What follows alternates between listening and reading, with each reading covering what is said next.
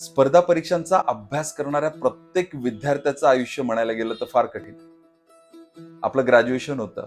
Graduation झाल्यानंतर आपल्यासोबतचे मित्र कुठेतरी जॉईन करतात. काही जण आपला फॅमिली बिझनेस जॉईन करतात. काही जण आपला नवीन बिझनेस घेऊन नशीब आजमावण्याचा प्रयत्न करतात. प्रत्येक जण कुठे ना कुठे पैसा कमवत असतो. आणि आपण आजही वही आणि पुस्तकासाठी सुद्धा आपल्या घरच्यांकडे हात पसरत असतो.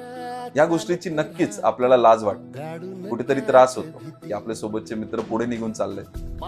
पण हे लक्षात ठेवा मित्रांनो, तुम्ही शॉर्ट टर्म गोल साठी नाही खेळत. तुम्ही खेळताय तर लॉंग टर्म गोल साठी.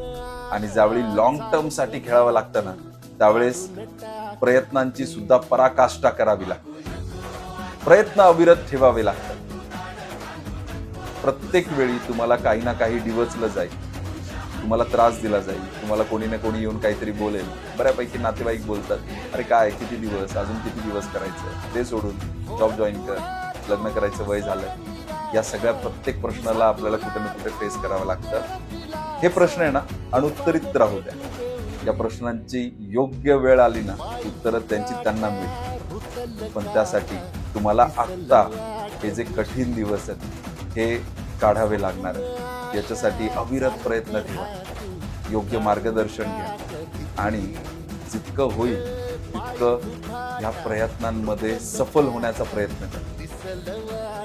ज्यावेळी तुम्ही त्या खुर्चीवर बसाल ना, प्रत्येक अनुत्तरित प्रश्नाचं उत्तर त्यांना त्यांचंच मिळून जाईल.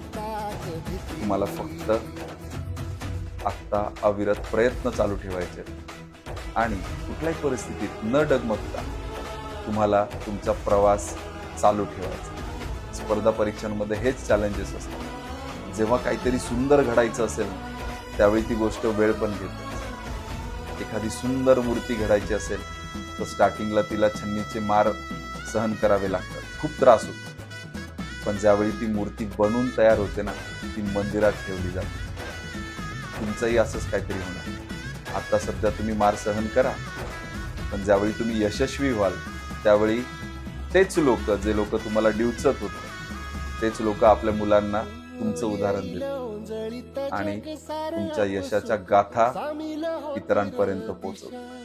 फक्त त्यासाठी अविरत प्रयत्न चालू ठेवा. कुठेही न थांबता, न घाबरता, न डगमगता तुम्हाला प्रयत्न चालू ठेवा.